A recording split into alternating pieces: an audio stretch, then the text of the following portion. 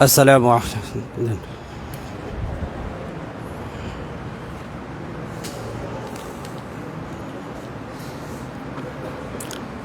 السلام عليكم ورحمة الله وبركاته.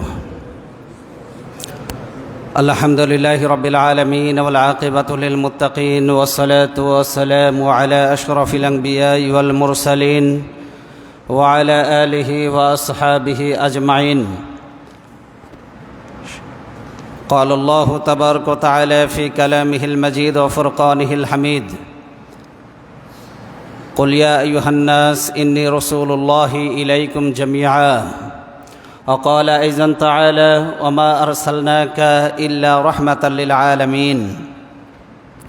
শুকরিয়া আদায় করছি রবের দরবারে, মনিব আমাদেরকে সালাতুল জুমা আদায়ের জন্য মসজিদে আসার তৌফিক দিলেন।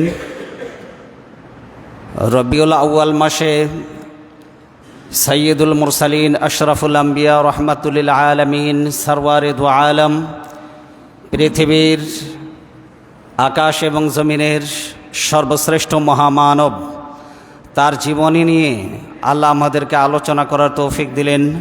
নত শিরে মনিবের দরবারে সুজুদ শুকরিয়া জ্ঞাপন করছি, সকলে পড়ছি আলহামদুলিল্লাহ। আমরা রাসূল সাল্লাল্লাহু আলাইহি ওয়াসাল্লামের সিরাত নিয়ে ধারাবাহিক আলোচনা শুরু করব বিমাশিয়াতিল্লাহ বিইজনিল্লাহ ফি বিফাদলিল্লাহ।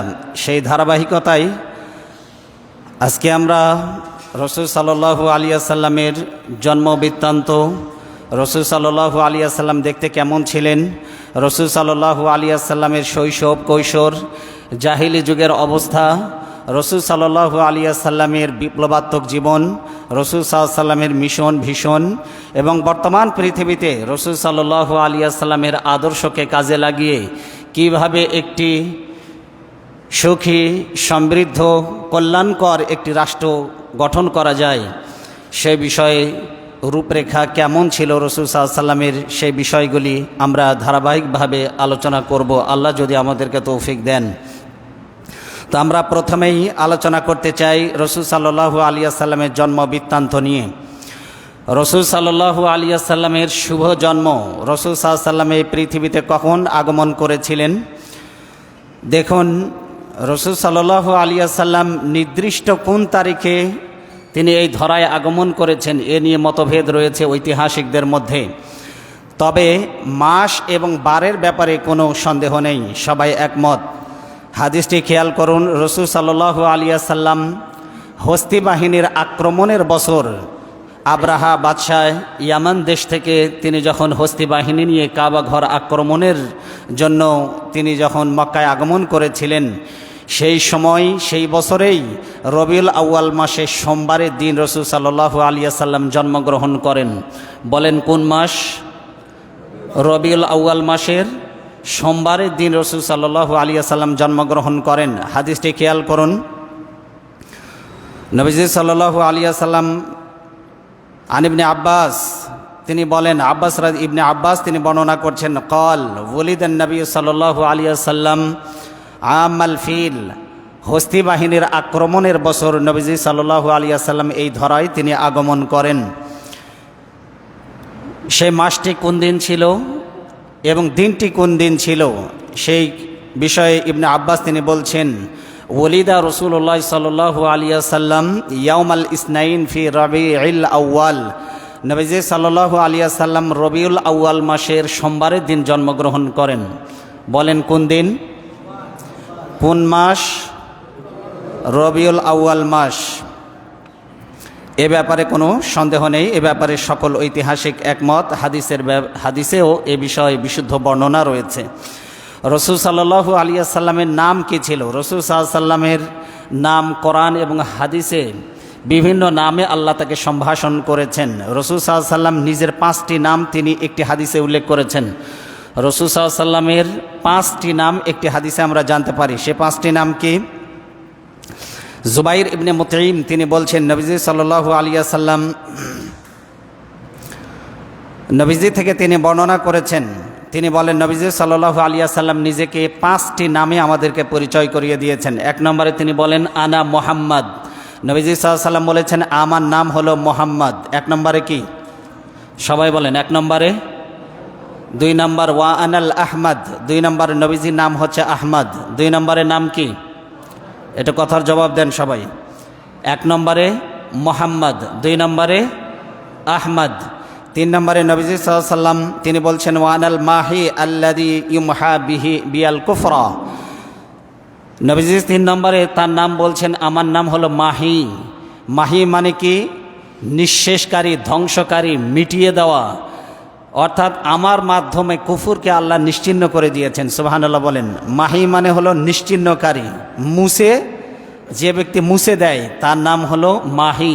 নবীজি বলছেন আমার নাম মাহি, কারণ আল্লাহ আমার মাধ্যমে পৃথিবী থেকে কুফুরকে চিরতরে নিঃশেষ করে দিয়েছেন। সুবহানাল্লাহ বলেন। নবীজি সাল্লাল্লাহু আলাইহি ওয়াসাল্লাম মূর্তি পূজারীদের সমাজে কোরআনের রাজ কায়েম করেছিলেন না করেন নাই? এই জন্য মূর্তি পূজার পৌত্তলিকতার শিকড় পর্যন্ত রাসূল সাল্লাল্লাহু আলাইহি ওয়াসাল্লাম উপড়ে ফেলে দিয়েছিলেন। নবীজি সাল্লাল্লাহু আলাইহি ওয়াসাল্লাম 3 নম্বরে বলছেন আমার নাম হচ্ছে ওয়ানাল হাশির আল্লাযী ইহশারুন নাস। আল্লাহ রাসূল সাল্লাল্লাহু আলাইহি ওয়াসাল্লাম বলছেন আমার নাম হলো হাশির। 4 নম্বরের নাম কি? হাশির। বলুন 4 নম্বরের নাম কি? হাশির। হাশির কেন বলা হয়েছে? আল্লাযী ইহশারুন নাস আলা আকিবি। নবীজি সাল্লাল্লাহু আলাইহি ওয়াসাল্লাম বলেন আমার নাম হাশির। হাশির মানে হলো একত্রিতকারী। তার মানে আমি নবী সবার আগে কবর থেকে মাথা উঠাবো, আমার পরে আল্লাহ সবাইকে কবর থেকে উঠাবেন। সুবহানাল্লাহ বলেন। তার মানে যত মানুষ উঠবে কবর থেকে, সবাই কার পরে উঠবে? নবীজি সাল্লাল্লাহু আলাইহি ওয়াসাল্লামের পরে কবর থেকে তারা কি হবে? জীবিত হবে। কিন্তু সবার আগে কবর থেকে কে উঠবে? বলেন, সবার আগে কবর থেকে কে উঠবে? মুহাম্মদ রাসূলুল্লাহ সাল্লাল্লাহু আলাইহি ওয়াসাল্লাম। 5 নম্বরে নবীজি সাল্লাল্লাহু আলাইহি ওয়াসাল্লাম বলছেন ওয়ানাল আকিব, আমি হচ্ছে আকিব। 5 নম্বরের নাম কি বলুন? আকিব। বলুন নাম কি? আকিব। আকিব কেন বলা হয়েছে? ওয়াল আকিবুল্লাযী লাইসা বা'দাহু নাবিয়্যুন। আকিব মানে হলো সর্বশেষ গমনকারী, আগমনকারী। তার মানে নবীজি সাল্লাল্লাহু আলাইহি ওয়াসাল্লাম বলছেন আমার পরে আর কোনো নবী এই পৃথিবীতে আগমন করবে না। সুবহানাল্লাহ বলেন। আমার পরে আর কোনো নবী হবে না, আমার পরে আর কোনো নবী আসবে না, আমার পরে আর কোনো নবীর নবুয়ত নেই। কে বলছেন এই কথা? মুহাম্মদ রাসূলুল্লাহ সাল্লাল্লাহু আলাইহি ওয়াসাল্লাম। তাহলে মুহাম্মদ সাল্লাল্লাহু আলাইহি ওয়াসাল্লামের নাম আমরা কয়টি পেলাম? 1 নম্বরে পেয়েছি মুহাম্মদ, 2 নম্বরে আহমদ, 3 নম্বরে তার নাম হচ্ছে মাহি, 4 নম্বরে হলো হাশির, আর 5 নম্বরে হলো আকিব। এই 5টি নাম রাসূলুল্লাহ সাল্লাল্লাহু আলাইহি ওয়াসাল্লামের। এটা বলা হয়েছে সহিহ আল মুসলিমের 6251 নম্বর হাদিস এবং 2354 নম্বর হাদিস। নবীজি সাল্লাল্লাহু আলাইহি ওয়াসাল্লামকে আল্লাহ কোরআনে কারিমে বাশির এবং নাজির বলে উল্লেখ করেছেন। বলেন কি নাম? ভাই একটু কথার জবাব দেন আপনারা। নবীজিকে আল্লাহ কোরআনে কারিমে বাশির এবং নাজির বলে উল্লেখ করেছেন। বলেন তো কি নামে? বাশির এবং নাজির। আল্লাহ কোরআনে বলছেন ওমা আরসালনাকা ইল্লা কাফাতাল লিন্নাসি বাশীরাও ওয়া নাযীরা। এটা সূরা আস-সাবার 28 নম্বর আয়াতে আল্লাহ বলছেন হে নবী, আমি আপনাকে বাশির করে প্রেরণ করেছি। বাশির মানে হলো সুসংবাদদাতা, তার মানে তিনি জান্নাতের শুভ সংবাদ দিয়েছেন। ও নাজির, আর তিনি হচ্ছেন ভীতি প্রদর্শনকারী, তিনি জাহান্নামের ভীতি তিনি প্রদর্শন করেছেন। আল্লাহ কোরআনে মুহাম্মদ সাল্লাল্লাহু আলাইহি ওয়াসাল্লামকে মুজাম্মিল এবং মুদ্দাসির বলেছেন। বলেন কি বলেছেন? মুজাম্মিল এবং মুদ্দাসির। বলেন কি নাম? মুজাম্মিল, মুদ্দাসির। আল্লাহ কোরআনে বলছেন ইয়া আইয়ুহাল মুজাম্মিল, ইয়া আইয়ুহাল মুজাম্মিল। বলেন কি বলেছেন? ইয়া আইয়ুহাল মুজাম্মিল। মুজাম্মিল মানে কি? হে কম্বল আবৃত ব্যক্তি। আল্লাহ কোরআনে তাকে কম্বল আবৃত ব্যক্তি বলেছেন। ইয়া আইয়ুহাল মুদ্দাসির এই বলে সম্বোধন করেছেন। আল্লাহ কি বলছেন? কুমিল লাইলা ইল্লা কালিলা, তুমি রাতের কিছু অংশে তুমি দ্বন্দ্বময় হও। কুমিল লাইলা ইল্লা কালিলা নিসফাহু আবিনকুস মিনহু কালিলা, অর্ধরাত্রি অথবা তার চাইতেও কিছু কম। হে কম্বল আবৃত ব্যক্তি, সারা রাত তুমি ঘুমিয়ে কাটিয়ে দিও না, রাতের কিছু অংশে জেগে তুমি ইবাদত করো। পাশেরগুলো দেন। নবীজি সাল্লাল্লাহু আলাইহি ওয়াসাল্লাম তাকে আল্লাহ বলছেন মুদ্দাসির। কি বলেছেন? বলেন মুদ্দাসির। আল্লাহ বলছেন ইয়া আইয়ুহাল মুদ্দাসির, হে চাদর আবৃত ব্যক্তি, কুম ফাআনজির, উঠুন আপনি আপনার জাতিকে আপনি সতর্ক করুন। ও রব্বাকা ফাকাব্বির, আর আপনার প্রতিপালকের বড়ত্ব ঘোষণা করুন। সুবহানাল্লাহ বলেন। আপনার রবের নামে তাকবীর দিন, আপনার পালনকর্তার মহত্ব বড়ত্ব ঘোষণা করুন। সুবহানাল্লাহ বলেন। এই জন্য আমরা নামাজ শুরু করি কি দিয়ে? বলেন কি দিয়ে? তাকবীর দিয়ে। কি দিয়ে বলেন? একটু কথা বলেন। তাকবীর দিয়ে। তাকবীর মানে কি? আল্লাহর বড়ত্ব মহিমা প্রকাশের ধ্বনি। আল্লাহু আকবার, আল্লাহ ধ্বনি দিতে বলছেন, তাকবীর দিতে বলছেন। এই জন্য মুসলমানের স্লোগান হতে হবে আল্লাহু আকবার। কি স্লোগান হতে হবে? কারণ পৃথিবীতে যত স্লোগান আছে, বাবার নামে দিক আর যার নামেই দিক না কেন, যত স্লোগান আছে যত জোরে দেবেন সবগুলো যাবে নিচের দিকে। আর আল্লাহর নামে যত জোরে ধ্বনি দিবেন, আরশ ইথার পাড়ি দিয়ে অক্সিজেন ফুড়ে 7 আকাশ পাড়ি দিয়ে আল্লাহর আরশে আজিম পর্যন্ত সেই ধ্বনি পৌঁছে যায়। সুবহানাল্লাহ বলেন। এই জন্য তাকবীর হবে আল্লাহর নামে। কার নামে তাকবীর হবে? আল্লাহর নামে। কারণ দুনিয়াতে যেই দিন এসেছিলাম সেই দিন কানে ধ্বনি দেওয়া হয়েছে আল্লাহু আকবার। যেই দিন আমাদের যেই দিন নামাজ ফরজ হয়েছিল সেই দিন প্রথম ধ্বনি ছিল আল্লাহু আকবার। নামাজের শেষ ধ্বনি হচ্ছে আল্লাহু আকবার। এরপরে যেই দিন জানাজার নামাজ অনুষ্ঠিত হবে সেই দিন প্রথম ধ্বনি আল্লাহু আকবার। জানাজার 4 তকবীরের শেষ তকবীর আল্লাহু আকবার। আল্লাহু আকবার বলেই কবরে নামানো হবে, রসুলের দলে দিয়ে দেওয়া হবে। এই জন্য জীবন থাকতে দল করতে হবে রাসূলুল্লাহর দল, আল্লাহর দল। কার দল? আল্লাহ বলেছেন দল হলো 2টা, একটা হলো হিজবুল্লাহ, একটা হলো আল্লাহর দল, আল্লাহর সৈনিক। আর একটা হলো হিজবুশ শয়তান, আর একটা হলো শয়তানের দল। কার দল? বলেন কার দল? যতই দুনিয়াতে দলবাজি করেন, আজ যাই কিছু করেন, নবী মরার পরে নবীর দলে উঠাই দেওয়া হবে। কার দলে? এই জন্য কবরে দেওয়ার সময় বলা হয় বিসমিল্লাহি ওয়া আলা মিল্লাতি রসুলিল্লাহ, আল্লাহর নামে রসুলের দলে উঠাই দিলাম। কার দলে? কিন্তু জীবনে যতদিন বেঁচে ছিল রসুলুল্লাহর দল করে নাই, রসুলুল্লাহকে নিয়ে কটূক্তি করেছে, ব্যঙ্গ করেছে, রসুলুল্লাহর আদর্শ জীবনে ধারণ করে নাই। তোমার মতো পচা গলা লাশের নবীজির কোনো প্রয়োজন নেই। কথা বলেন ঠিক কিনা?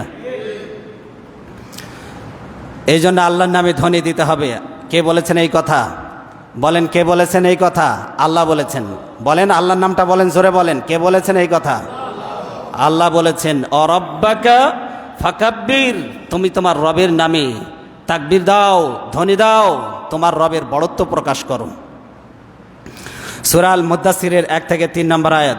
তাহলে আল্লাহ নবীজিকে বললেন বাশির, আল্লাহ নবীজিকে বললেন নাজির, আল্লাহ নবীজিকে বললেন মুজাম্মিল, আল্লাহ নবীজিকে বললেন মুদ্দাসির। সুবহানাল্লাহ বলেন। এই নামগুলি কে দিয়েছে? আল্লাহ নাম দিয়েছেন। কখনো কখনো আল্লাহ নবীকে সম্মান করে ডেকেছেন ইয়া আইয়ুহান নবী, হে নবী। আল্লাহ তাকে বলেন না ইয়া মুহাম্মদ। অথচ দুনিয়ার সব নবীদেরকে আল্লাহ, যত বড় পাওয়ারফুল নবী হোক, সব নবীদেরকে নাম ধরে ধরে ডেকেছেন। সুবহানাল্লাহ বলেন। হযরত আদম আলাইহিস সালাম দুনিয়ার প্রথম মানব, তাকে যখন ডাকার দরকার হলো আল্লাহ বললেন ইয়া আদম, হে আদম, নাম ধরে ডেকেছেন। ইব্রাহিম আলাইহিস সালামকে যখন ডাকার দরকার হলো বললেন আনা দাইনাহু ইয়া ইব্রাহিম, হে ইব্রাহিম। আল্লাহ যখন নূহ নবীকে যখন ডাকার দরকার হলো ইয়া নূহ, হে নূহ বলে সম্বোধন করলেন। আল্লাহ সব নবীদেরকে বললেন ইয়া মূসা, ইয়া ঈসা, ইয়া ইব্রাহিম, ইয়া নূহ, ইয়া ইয়াহইয়া খুযিল কিতাবা বিকুওয়া। সব নবীদেরকে নাম ধরে ধরে ডাকলেন। আর মুহাম্মদ সাল্লাল্লাহু আলাইহি সাল্লামকে যখন ডাকার দরকার হলো আল্লাহ একটা বারের জন্য ইয়া মুহাম্মদ বলে তিনি আহ্বান করেন নাই, ডাকেন নাই। কত সম্মান আল্লাহ তাকে দিয়েছেন। সুবহানাল্লাহ বলেন। আল্লাহ তার নাম ধরে ডাকেন নাই, তার সম্মানে বলেছেন ইয়া আইয়ুহান নবী, ও আমার নবী। ইয়া আইয়ুহার রাসূল, হে আল্লাহর রাসূল। বলেছেন ইয়া আইয়ুহাল মুজাম্মিল, হে কম্বল আচ্ছাদিত ব্যক্তি। ইয়া আইয়ুহাল মুদ্দাসির, হে চাদর আবৃত ব্যক্তি। ইয়া বলেছেন বাশির, সুসংবাদদাতা। বলেছেন নাজির, বলেছেন ভীতি প্রদর্শনকারী। আল্লাহ কত সম্মান তাকে দিয়েছেন। সুবহানাল্লাহ বলেন। এই জন্য নবীজিকে যারা সম্মান করবে দুনিয়া এবং আখিরাতে আল্লাহ তাদেরকে সম্মানিত করবেন। সুবহানাল্লাহ বলেন। নবীজির প্রতি ভালোবাসা আছে তো আমাদের, নাকি বলেন? নবীজি নিজেকে বলেছেন নবিয়ুল মালহামা। বলেন কি বলেছেন? মালহামা, নবিয়ুল মালহামা। নবীজি বলেছেন আমি মালহামার নবী। বলেন কিসের নবী? বলেন বলেন কিসের নবী? মালহামা। কিসের নবী? নবীজি বলেছেন আনা নবিয়ুল মালহামা। মালহামা মানে মহাযুদ্ধের নবী। কিসের নবী? যুদ্ধের নবী।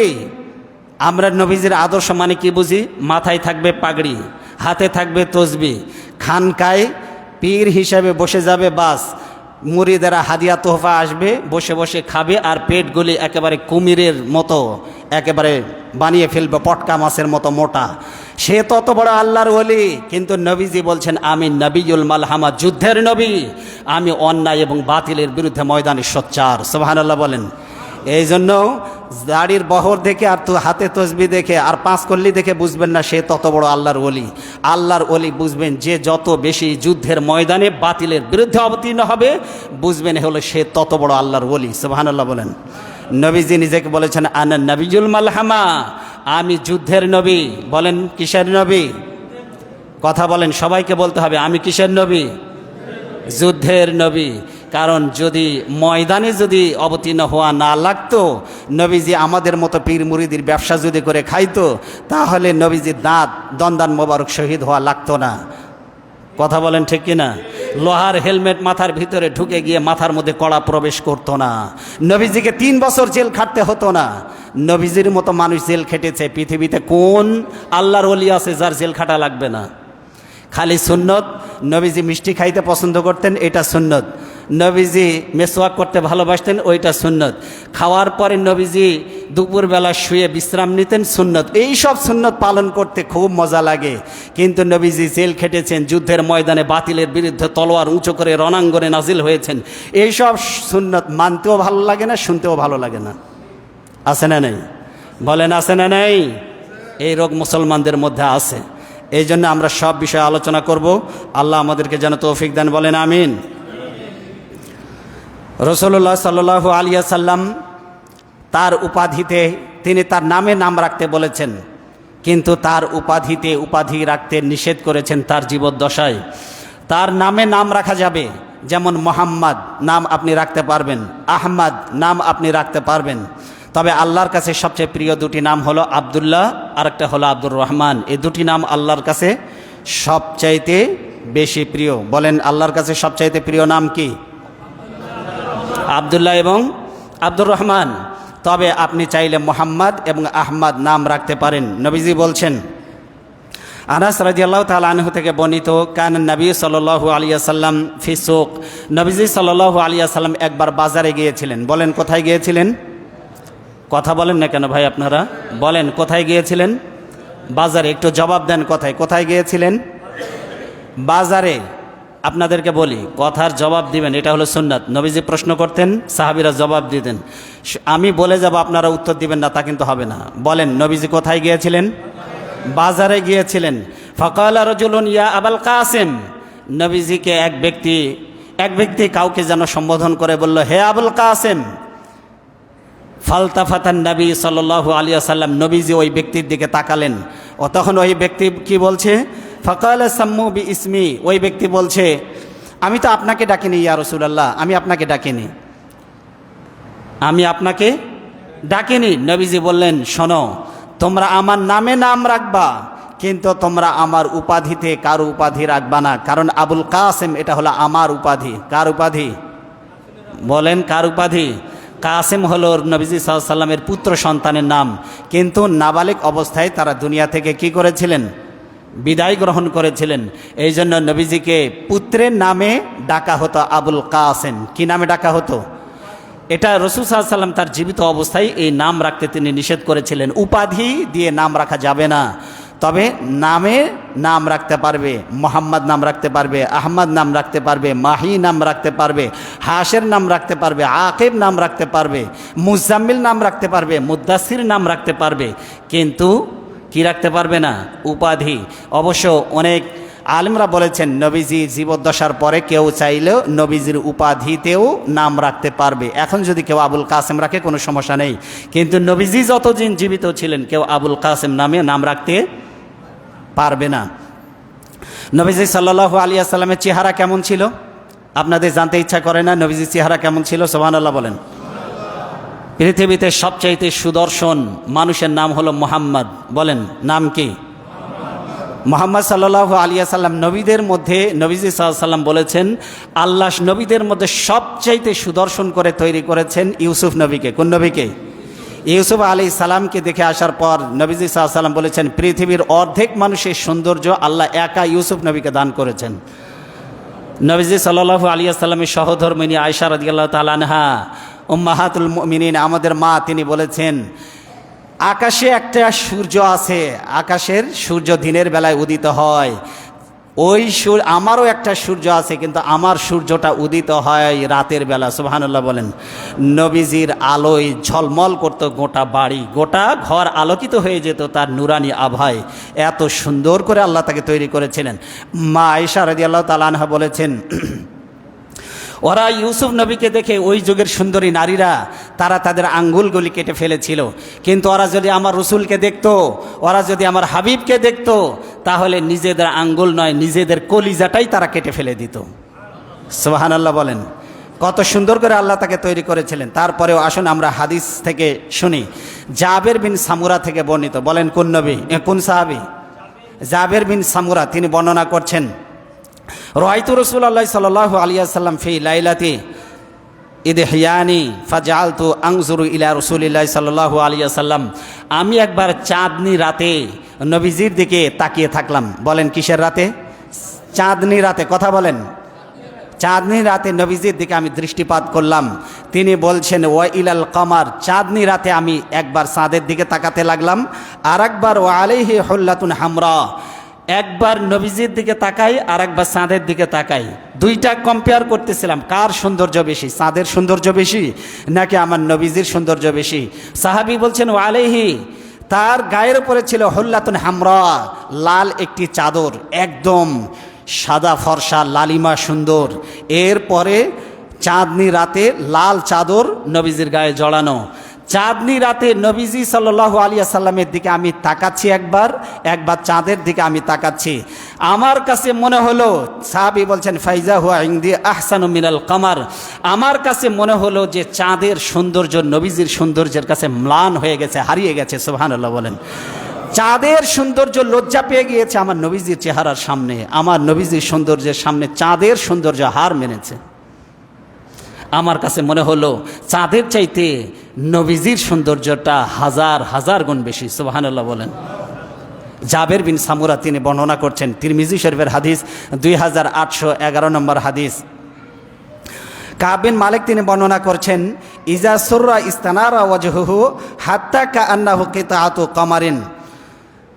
নবীজি সাল্লাল্লাহু আলাইহি ওয়াসাল্লাম যখন খুশ মেজাজে থাকতেন, তিনি যখন হাসি খুশি থাকতেন, তখন তার চেহারা চাঁদের ন্যায়, চাঁদের সৌন্দর্যের ন্যায়, সাহাবী বলছেন চাঁদের ন্যায় ঝকমক করত, চমকাতো। যখন হাস্যোজ্জ্বল চেহারায় থাকতেন, তখন মনে হতো যেন চাঁদের মতো তিনি চকমক করছেন, ঝকমক করছেন, চাঁদের মতো চমকাতো। নবীজির সৌন্দর্য এত বেশি ছিল। এটা বলা হয়েছে বুখারী শরীফের হাদিস 3556 নম্বর হাদিস। নবীজি সাল্লাল্লাহু আলাইহি ওয়াসাল্লামের হাত কেমন ছিল, নবীজি সাল্লাল্লাহু আলাইহি ওয়াসাল্লামের এই যে হাত কেমন ছিল, এই সব বর্ণনাও এসেছে হাদিসে। নবীজি সাল্লাল্লাহু আলাইহি ওয়াসাল্লাম এমন একজন মানুষ, যার চেহারা, তার দৈহিক গঠন, তার পারিবারিক জীবন, তার রাজনৈতিক জীবন, তার সামাজিক জীবন, তার রাষ্ট্রীয় জীবন, তার পারিবারিক, তার এমন কোনো দিক ও বিভাগ নাই যা হাদিসে সন্নিবেশিত হয়নি। পৃথিবীতে এমন একজন ব্যক্তি দেখাতে পারবেন না, তার জীবনের শুরু থেকে শেষ পর্যন্ত সবটা কোট হয়েছে, লিখিত হয়েছে, এমন একজন মনীষী পৃথিবীতে দেখাতে পারবেন না। একমাত্র সেই ব্যক্তি যিনি মুহাম্মদ সাল্লাল্লাহু আলাইহি ওয়াসাল্লাম, he was an supreme man, he was an successful leader both secular level and spiritual world. তিনি এমন এক নেতা ছিলেন যিনি একই সাথে ছিলেন আধ্যাত্মিক জগতের নেতা, আর একদিকে ছিলেন দুনিয়ারও নেতা। সুবহানাল্লাহ বলেন। কি ছিলেন? নবীজি ছিলেন দুনিয়ার নেতা, তিনি ছিলেন রাষ্ট্রপ্রধান, তিনি ছিলেন রাষ্ট্রপতি। কি ছিলেন? রাষ্ট্রপতি, রাষ্ট্রপ্রধান, তিনি ছিলেন সেনানায়ক। অনেকে মনে করে নবীজি আবার রাষ্ট্রপ্রধান, এ আবার কেমন কথা, নবীজি পীর টাইপের হবে, খানকা নিয়ে বসে থাকবে, এই রকমের একটা কনসেপ্ট অনেকের ধারণার মধ্যে রয়েছে। কিন্তু না, নবীজি সাল্লাল্লাহু আলাইহি ওয়াসাল্লাম যুদ্ধের ময়দানে সেনাপতির নেতৃত্ব দিয়েছেন, আবার সফল রাষ্ট্রনায়ক হিসাবে পৃথিবীতে সব রাষ্ট্রপ্রধানদের জন্য তিনি ছিলেন আদর্শ। সুবহানাল্লাহ বলেন। এই জন্য নবীজির যে রাষ্ট্রের পরিকল্পনা রূপরেখা দিয়েছেন, নবীজির চাইতে এমন কল্যাণকর রাষ্ট্রের রূপরেখা পৃথিবীতে কোনো রাষ্ট্রনায়ক দিতে পারে নাই। সুবহানাল্লাহ বলেন। কোনো অর্থমন্ত্রী আজ পর্যন্ত কথা বলতে পারে নাই, কোনো প্রধানমন্ত্রী কথা বলতে পারে নাই। আমার রাষ্ট্রের ভিতরে কোনো নাগরিক যদি মারা যায় গরিব অবস্থায়, আর তার ঋণ যদি সে রেখে মারা যায়, তার ঋণ পরিশোধের দায়িত্ব আমি মুহাম্মদ সাল্লাল্লাহু আলাইহি ওয়াসাল্লাম নিজের কাঁধে তুলে নিলাম। এমন কোনো কথা পৃথিবীর কোনো রাষ্ট্রপ্রধান, কোনো অর্থনীতিবিদ বলতে পেরেছে? কোনো গরিব মানুষ যদি মারা যায়, তার ঋণ পরিশোধের দায়িত্ব আমি রাষ্ট্রের নেতা আমি নিলাম আমার নিজের কাঁধের ওপরে, এমন কথা বলতে পেরেছে কেউ? আজ পর্যন্ত কেউ বলতে পারে নাই, কিয়ামত পর্যন্ত কোনো রাষ্ট্রপ্রধান বলতে পারবে না। বরং রাষ্ট্রপ্রধান আমরা যা দেখি, রাষ্ট্রপ্রধান নিজে জনগণের দায়িত্ব কাঁধে তুলে নেওয়া তো দূরে থাক, বরং জনগণের অধিকারই নিজে চুরি করে খায়। এরকমের রাষ্ট্রপ্রধান দুনিয়াতে আছে না নাই? বলেন আছে না নাই? নবীজির মতো রাষ্ট্রপ্রধান হও, যার নেতা, যার আদর্শ নবীজি হবে, সে কখনো জনগণের সম্পদ চুরি করতে পারে না। কথা বলেন ঠিক কিনা? বলেন ঠিক কিনা? এই জন্য নবীজি সাল্লাল্লাহু আলাইহি ওয়াসাল্লাম ছিলেন রাষ্ট্রপ্রধান। তিনি ছিলেন মসজিদের ইমাম, তিনি ছিলেন রাষ্ট্রের ইমাম, তিনি ছিলেন যুদ্ধের ময়দানে সেনাপতি, তিনি একই ধারে ছিলেন আদর্শ বাবা, তিনি ছিলেন আদর্শ স্বামী, তিনি ছিলেন আদর্শ শ্রমিক। সুবহানাল্লাহ বলেন। ব্রিটিশ মিউজিয়ামের এন্ট্রেন্সের সামনে সাদা ফলকে ব্রিটিশ মিউজিয়াম, সেখানে লেখা রয়েছে, as a father, as a teacher, as a lawgiver, as a law maker, as a reformer of society, Muhammad sallallahu alaihi wasallam was an unique and unparalleled and superman of the world. Subhanallah বলেন। মুহাম্মদ সাল্লাল্লাহু আলাইহি ওয়াসাল্লাম আদর্শ নেতা হিসেবে, আদর্শ শিক্ষক হিসেবে, আদর্শ রাজনীতিবিদ, দার্শনিক, আইন প্রণেতা হিসাবে তিনি ছিলেন পৃথিবীতে অবিসংবাদিত, তিনি ছিলেন আনপ্যারালাল, তিনি ছিলেন যার সাথে কার তুলনা হয় না, তিনি ছিলেন অতুলনীয় এবং তিনি ছিলেন সুপারম্যান। সুবহানাল্লাহ বলেন। খালি সুপারম্যানের ট্যাটু লাগালেই সুপারম্যান হওয়া যায় না, সুপারম্যানের পোশাক পরলেই সুপারম্যান হওয়া যায় না। মুহাম্মদ সাল্লাল্লাহু আলাইহি ওয়াসাল্লাম ছিলেন আক্ষরিক অর্থেই তিনি ছিলেন পৃথিবীতে এক অবিসংবাদিত নেতা। সুবহানাল্লাহ বলেন। এই জন্য রাসূল সাল্লাল্লাহু আলাইহি ওয়াসাল্লামের হাত কেমন ছিল দেখেন, তিনি সাহাবী বর্ণনা করছেন, জাহাইফা নামক একজন সাহাবী তিনি বর্ণনা করছেন, আমি নবীজি সাল্লাল্লাহু আলাইহি ওয়াসাল্লামের হাত ধরলাম। তিনি হাদিসে বলছেন যে ফা আখাযতু বিয়াদি, আমি নবীজি সাল্লাল্লাহু আলাইহি ওয়াসাল্লাম ফা আখাযতু বিয়াদিহি, আমি নবীজির হাত ধরলাম। ফা ওয়াদাতুহা আলা ওয়াজহি, নবীজির হাত ধরে আমি আমার চেহারার সাথে হাতটা লাগালাম। কার সাথে? আমায় আমার মুখের উপরে নবীজির হাতটা রাখলাম এইভাবে। এরপরে সাহাবী বলছেন ফাইজা হুয়া আবরাদু মিনাস সালজি, নবীজির হাতটা আমি যখন স্পর্শ করে আমার যখন গালের সঙ্গে চোয়ালের সঙ্গে যখন লাগিয়েছি, চেহারার সাথে যখন আমি লাগিয়েছি, আমার কাছে মনে হলো নবীজির হাত বরফের চাইতেও বেশি ঠান্ডা। সুবহানাল্লাহ বলেন। আর আমাদের হাত ধরলে মনে হয় যেন 104 ডিগ্রি জ্বর আছে না নাই? বলেন। হাত গরম, কিন্তু নবীজির হাত ছিল ঠান্ডা। হাত গরম হওয়া কিন্তু ভালো লক্ষণ না। হাত, নবীজি সাল্লাল্লাহু আলাইহি ওয়াসাল্লাম ছিলেন খুশ মেজাজের মানুষ। নবীজি সাল্লাল্লাহু আলাইহি ওয়াসাল্লামের কাছে যে আসতো, সে এমনভাবে নবীজির সঙ্গে জুড়ে যেত, নবীজির সাথে মিশে যেত, সে আর নবীজি থেকে কখনো আলাদা হতে চাইতো না। একজন ছিলেন কৃতদাস, যায়েদ বিন হারেস, মা বাবা থেকে ছোটবেলায় হারিয়ে গিয়েছিলেন।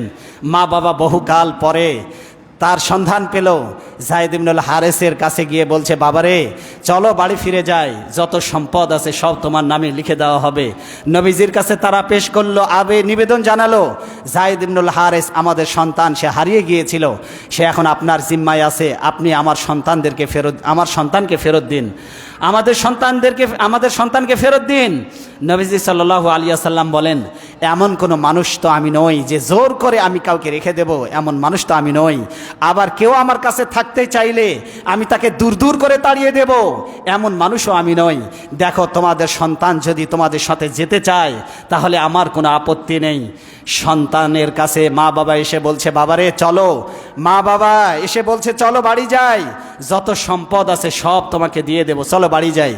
ওই সন্তান যায়েদ ইবনুল হারেস বলছে, বাড়িতে যা আছে তাই শুদ্ধ, গোটা দুনিয়াও যদি তোমরা আমার নামে লিখে দাও, নবীজির কাছে থেকে আমি যে ভালোবাসা পেয়েছি, যে আদর পেয়েছি, যে স্নেহ পেয়েছি, গোটা দুনিয়া আমার নামে লিখে দিলেও নবীজির কদম মোবারক ছেড়ে আমি যাব না। কে বলতে পেরেছে? কোন ব্যক্তি সম্পর্কে এমন কথা বলতে পেরেছে যে যার সংস্পর্শে আসলে আর মানুষ ফেরত যেতে চায় না, মা বাবার কাছে যেতে চায় না? কি ভালোবাসা দেখিয়েছেন, কি আদর স্নেহ তিনি দেখিয়েছেন।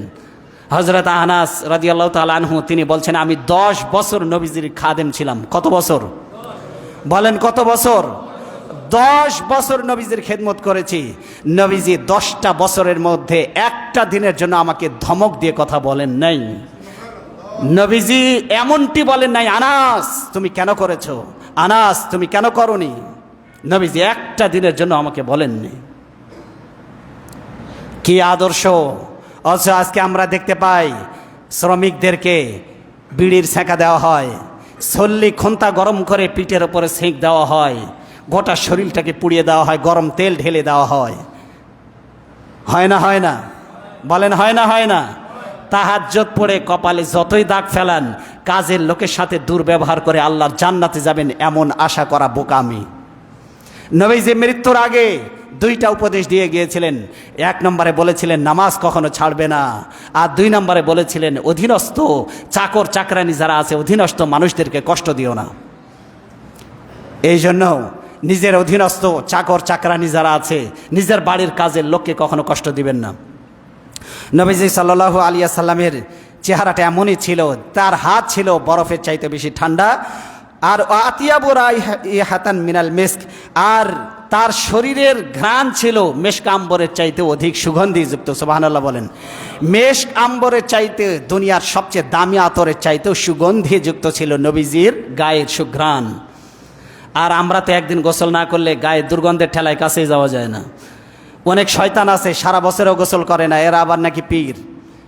গায়ে মানে মাথায় জট, চুলে জট, গায়ে সালার চট, মদ খেয়ে চোখগুলো এত বড় বড় করে রাখে, সারা বছরে গোসল করে না, দুর্গন্ধের ঠেলায় শয়তানও কাছে যায় না। এই রকমের মাজারে দেখবেন কিছু বদমাইশ পড়ে আছে, নাই না? বলেন নাই না? আছে না নাই? আছে।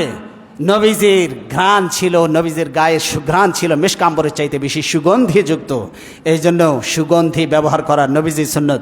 নবীজি বলেছেন 3টা জিনিস আমার কাছে সবচাইতে বেশি প্রিয়। 1 নম্বরে হলো নবীজি বলতেন সুগন্ধি আমার কাছে প্রিয়। 1 নম্বরে বলুন, নবীজি বলতেন সুগন্ধি আমার প্রিয়। 2 নম্বরে নবীজি সাল্লাল্লাহু আলাইহি সাল্লাম বলতেন স্ত্রী আমার কাছে প্রিয়। আর 3 নম্বরে বলছেন নামাজ আমার প্রিয়। সুবহানাল্লাহ বলেন। কি প্রিয়? নামাজ। নামাজের ব্যাপারে নবীজি সাল্লাল্লাহু আলাইহি সাল্লাম বলেছেন আমার চক্ষু শীতলকারী হচ্ছে নামাজ। 2 নম্বরে হচ্ছে আমার স্ত্রী কন্যা, এরা মেয়েরা আমার কাছে প্রিয়। আর 3 নম্বরে বলেছেন সুগন্ধি আমার কাছে সবচাইতে বেশি প্রিয়। সুবহানাল্লাহ বলেন। এই জন্য নিজের স্ত্রী নিজের কন্যা সন্তানদেরকে ভালোবাসা, এটা হলো নবীজির সুন্নত। কিন্তু আজ কন্যা সন্তান বারবার হয় বলে অনেক ডাকাত আছে যারা তার স্ত্রীকে তালাক পর্যন্ত দেয়, আছে না নাই? আমি এদেরকে মানুষই মনে করি না, কারণ কন্যা সন্তান পুত্র সন্তান দেওয়ার ব্যাপারে আসলে কারো কোনো ক্ষমতা নাই, বরং এখানে আল্লাহ যা চাইবেন তাই হবেন। কথা বলেন ঠিক কিনা? আল্লাহ যা চাইবেন সেটাই হবে। আল্লাহ বলছেন ইয়াহাবু লিমান ইয়াশাউ ইনাসা ওয়া ইয়াহাবু লিমান ইয়াশাউ যুকুর আও ইযাওয়িজুহুম যুকরানা ওয়া ইনাসা ওয়া ইয়াজআলু মান ইয়াশাউ আকিমা।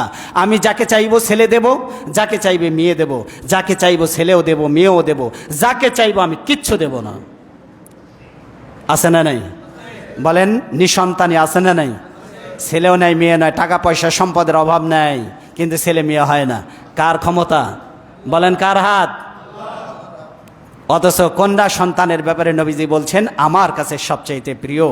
নবীজি সাল্লাল্লাহু আলাইহি সাল্লামের চেহারা ছিল অতুলনীয়, অনিন্দ্য সুন্দর ছিলেন, সৌন্দর্যের পিরামিড ছিলেন। পৃথিবীতে এমন সুদর্শন মানুষ আর হয়তো আল্লাহর আকাশের নিচে জমিনের উপর আর কোনো দিন আসবে না। নবীজি সাল্লাল্লাহু আলাইহি সাল্লামের এই সৌন্দর্য সাহাবায়ে কেরাম বর্ণনা করেছেন। নবীজি সাল্লাল্লাহু আলাইহি সাল্লামের হাতের এই যে পাঞ্জা, হাতের তালুটা কেমন ছিল সেটাও হাদিসে এসেছে। নবীজি আনাস রাদিয়াল্লাহু তাআলা আনহু তিনি বলছেন মা মাসিস্তু হারিরান ওয়ালা দিবাজান আলয়ানু মিন কাফিন নবী। নবীজি সাল্লাল্লাহু আলাইহি সাল্লামের হাতু তালুটা ছিল সফটার দেন সিল্ক। রেশমি কাপড় যেমন নরম তুলতুলে ছিল, নবীজির হাতের তালুটা ছিল রেশমি কাপড়ের চাইতেও বেশি মসৃণ, বেশি কোমল এবং বেশি নরম, সফট। সুবহানাল্লাহ বলেন।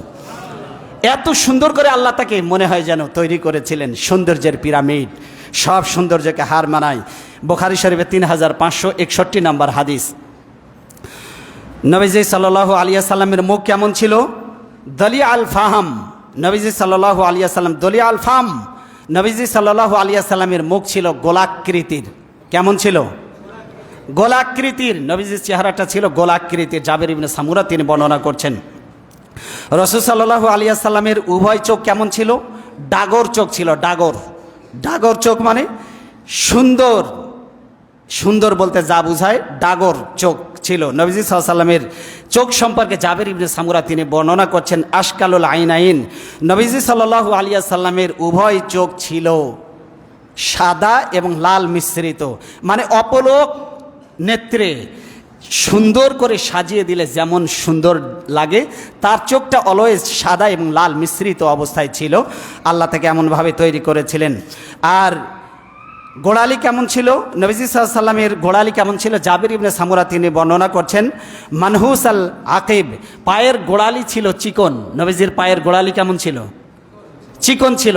তাহলে হাতের তালু ছিল রেশমি কাপড়ের চাইতে নরম, সফট, আর চোখগুলো ছিল লাল এবং সাদা মিশ্রিত। নবীজি সাল্লাল্লাহু আলাইহি সাল্লামের চেহারাটা ছিল গোলাকৃতির, আর পায়ের গোড়ালি ছিল চিকন। পায়ের গোড়ালি কেমন ছিল? চিকন। নবীজি সাল্লাল্লাহু আলাইহি সাল্লামের পায়ের গোছার রং কেমন ছিল?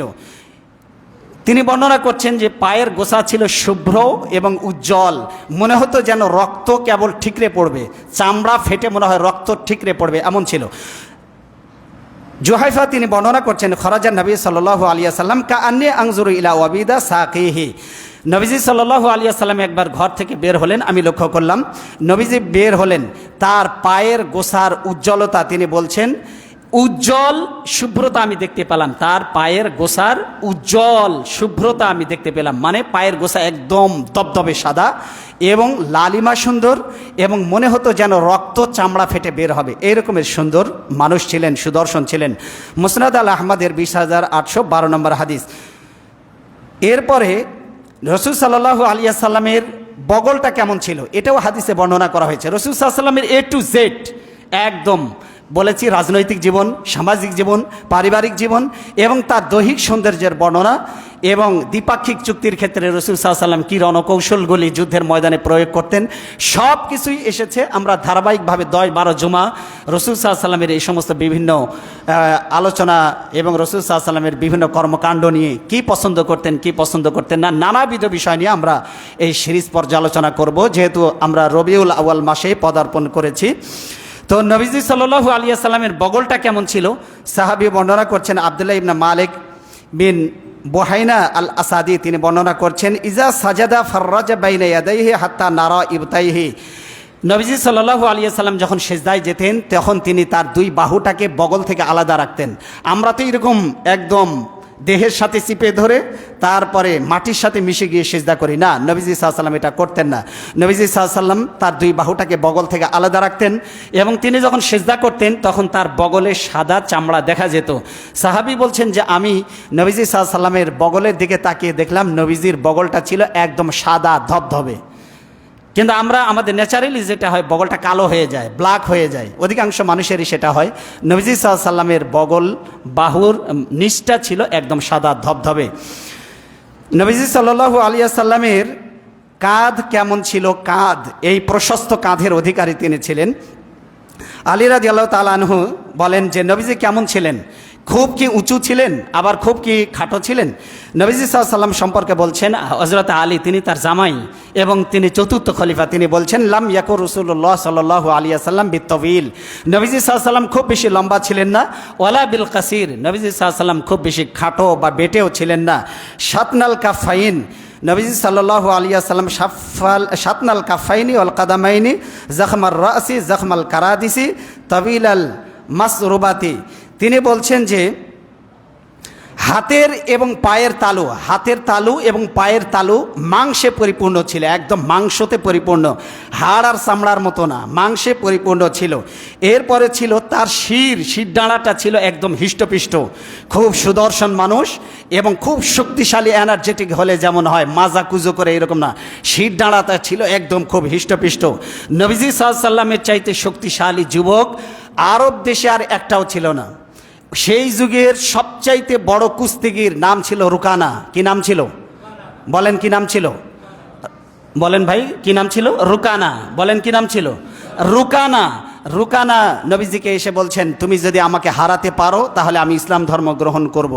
নবীজি সাল্লাল্লাহু আলাইহি সাল্লাম বলছেন, ঠিক আছে, তুমি কি সত্য বলছো? বলছে, হ্যাঁ আমি সত্য বলছি। বলছে, তাহলে তুমি আমার বাহু ধরো। রুকানা সে একটু দাম্ভিকতার আশ্রয় নিয়ে বলল, না, তুমি আগে আমাকে মারো, আঘাত করো।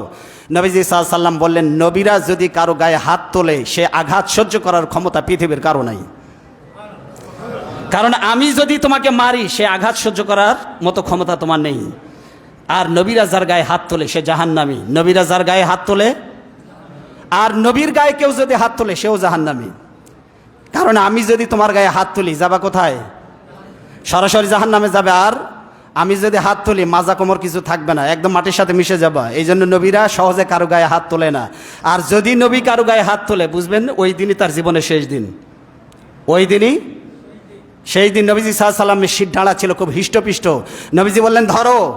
বাহু ধরার সাথে সাথে রোকানাকে এক আষাঢ়, অথচ আরবের সবচাইতে বড় কুস্তিগীর, সবচাইতে শক্তিশালী, খালি বাহু ধরেছে, ধরেই সাথে সাথে এক আষাঢ়। রোকানা বলতেছে, আমি ভালো করে ধরি নাই। কি বলতেছে? ভালো করে ধরে নাই। নবীজি বলছে, ওঠ, ভালো করে ধর। এরপরে ধরছে নবীজি আর এক আষাঢ়। বলতেছে, দান দান 3 দান। আমরা হেরে গেলেই বলি না, দান দান কয় দান? নবীজিকে বলতেছে, আমি ভালো করে প্রথমবার ধরছিলাম না, দ্বিতীয়বার হাত ফসকে গেছে। নবীজি বলছে, তৃতীয়বার ভালো করে ধর। ধরা মাত্রই আর এক আষাঢ়, এমন আষাঢ় খাইছে আর সোজা হয়ে দাঁড়াতে পারতেছে না। নবীজি বললেন, রোকানা ইসলাম কবুল করো। রোকানা বলল, আমি ইসলাম কবুল করব না। মুনাফিক কাফের কখনো ওয়াদা দিয়ে ওয়াদা রাখে না, আর ইমানদার কখনো ওয়াদা ভঙ্গ করে না। নবীজি সাল্লাল্লাহু আলাইহি সাল্লাম ছিলেন খুব হিষ্টপিষ্ট মানুষ, এবং হাড্ডির যে জোড়াগুলি এগুলি ছিল খুব প্রশস্ত ছিল, হাড্ডির জোড়া। কারণ হাড় যার যত মজবুত সে তত বেশি শক্তিশালী, এনার্জেটিক। কথা বলেন ঠিক কিনা? নবীজি সাল্লাল্লাহু আলাইহি সাল্লামের হাড়ের জোড়াগুলো ছিল খুব প্রশস্ত। এরপরে নবীজির আরেকটা বৈশিষ্ট্য ছিল যে একেবারে এই বুক থেকে নিয়ে শুরু করে নাভি পর্যন্ত চিকন একটা পশমের রেখা, একটা দাগ ছিল, কাটা একটা দাগ। এটা ছিল বক্ষ বিদীর্ণ করার দাগ। কারণ নবীজি সাল্লাল্লাহু আলাইহি ওয়াসাল্লাম যখন শৈশব এবং কৈশোরে তিনি যখন হালিমাতুস সাদিয়া রাদিয়াল্লাহু তাআলা আনহার গৃহে ছিলেন, তখন জিবরিল আমিন এসে তাকে ধরে নিয়ে, তিনি ছাগল চড়াচ্ছিলেন, এমন অবস্থায় তাকে ধরে নিয়ে তার বুকটাকে ফেড়ে ফেলে। এটাকে বলা হয় open heart surgery. Open heart সার্জারির যে ধারণা, এটাকে আরবিতে বলা হয় শাক্কে সদর, এটাকে সিনা সাক বলে উর্দুতে, ফার্সিতে সিনা সাক, এটাকে শাক্কে সদর বলা হয় আরবিতে, ইংরেজিতে বলে এটাকে ওপেন হার্ট সার্জারি। সর্বপ্রথম মানুষের বক্ষ বিদীর্ণ করে তার হার্টে রিং পরানো এবং মানুষকে হার্ট ফেড়ে ফেলার পরে মানুষ যে আবার জীবিত হতে পারে, এটা রাসূল সাল্লাল্লাহু আলাইহি ওয়াসাল্লামের এই শাক্কে সদর বা সিনাসাক বা বক্ষ বিদীর্ণ থেকেই মেডিকেল সায়েন্স এটাকে নিয়েছে, যার কারণে এটা পৃথিবীতে এখন প্রতিষ্ঠিত হয়ে গেছে চিকিৎসা বিজ্ঞানের কাছে। তো তাকে ধরে নিয়ে তার কলিজাটা বের করে, হৃৎপিণ্ডটা বের করে জমজমের পানি দ্বারা ধৌত করে একটা পাত্রে রেখে একটা মাংসের টুকরা ওখান থেকে বের করে নেয়। ফেরেশতা বলল, এটা হলো শয়তানের একটা টুকরা যেটা তোমার মধ্যে ছিল। এই জন্য নবীজি সাল্লাল্লাহু আলাইহি ওয়াসাল্লামের হৃদয়ে প্রশস্ততা ছিল, উদারতা ছিল, ভালোবাসা ছিল, নমনীয়তা ছিল, কোমলতা ছিল। কারণ নবীজির হৃদয়ে কখনো হিংসা ছিল না, বিদ্বেষ ছিল না, চুগলখড়ি, বদমাইশি এগুলো ছিল না। কেন? তার হৃদয়টাকে আল্লাহ 3 বার এটাকে জমজমের পানি দ্বারা ধৌত করে আবার ফেরেশতার মাধ্যমে এটাকে হার্টে, এর বুকে এটাকে সেট করে দেওয়া হয়েছে। তো প্রথম যখন রাসূল সাল্লাল্লাহু আলাইহি ওয়াসাল্লামের ওপেন হার্ট সার্জারি হয় হালিমাতুস সাদিয়ার গৃহে, বাচ্চারা, অন্যান্য রাখালেরা ভয় পেয়ে গিয়েছে। তারা দৌড়ে গিয়ে হালিমাতুস সাদিয়া তাকে খবর দিলেন, দেখো তোমার ছেলে মুহাম্মদকে কে বা কারা হত্যা করেছে। হালিমাতুস সাদিয়া রাদিয়াল্লাহু তাআলা আনহা দৌড়ে এসে দেখলেন রাসূল সাল্লাল্লাহু আলাইহি ওয়াসাল্লাম জীবিত অবস্থায় তিনি দাঁড়িয়ে আছেন, কিন্তু ভয়ের কারণে তার চেহারা বিবর্ণ হয়ে গিয়েছে। তো রাসূল সাল্লাল্লাহু আলাইহি ওয়াসাল্লামের এই বুকটা ফাড়া ছিল, চিকন একটা দাগ ছিল, এটা মূলত ছিল ওপেন হার্ট সার্জারির দাগ। এটা কিসের দাগ? ওপেন হার্ট সার্জারির দাগ। 3 বার রাসূল সাল্লাল্লাহু আলাইহি ওয়াসাল্লামের সিনাটাকে আল্লাহ জমজমের পানি দ্বারা ধৌত করে স্বর্ণের পাত্রে রেখেছিলেন। স্বর্ণের পাত্রে কেন? কারণ স্বর্ণ এমন এক জিনিস যেটা কখনো পচে না, যেটা কখনো কি হয় না, যেটা কখনো পচে না, যেটা কখনো ঘুনে নষ্ট করতে পারে না, যেটা কখনো নষ্ট হয় না। মাটিতেও যদি পুঁতে রাখেন তাহলে মাটিও এটাকে খেতে পারবে না পৃথিবীতে এমন এক দামি পদার্থ হচ্ছে স্বর্ণ। এই জন্য জমজমের পানি দ্বারা স্বর্ণের পাত্রে রেখে ফেরেশতা দ্বারা ধৌত করে নবীজির হার্টটাকে সেট করা হয়েছে। এই জন্যই উদারতা, ভালোবাসা, হৃদ্যতা দিয়ে পরিপূর্ণ ছিল রাসূল সাল্লাল্লাহু আলাইহি ওয়াসাল্লামের হৃদয়। কি ছিল? এই জন্য নবীজি হচ্ছেন সকলের জন্য আদর্শ। As a father, as a teacher, as a law giver, as a law maker, as a reformer of society, Muhammad সাল্লাল্লাহু আলাইহি ওয়াসাল্লাম was an unique and unparallel and fantastic and superman of the world. He was a successful man, both secular level and spiritual world. এই জন্য নবীজি সাল্লাল্লাহু আলাইহি ওয়াসাল্লামের আদর্শের বিকল্প কিছু নাই। অমুক নেতা, তমুক নেতা, অমুক ভাই, তমুক ভাই, পৃথিবীতে যেই নেতার পিছনে স্লোগান দেন আপনারা, কোনো নেতার ব্যাপারে অনুসারীরা কি বলতে পারবে আমার নেতা জীবনে কোনোদিন মিথ্যা কথা বলে নাই?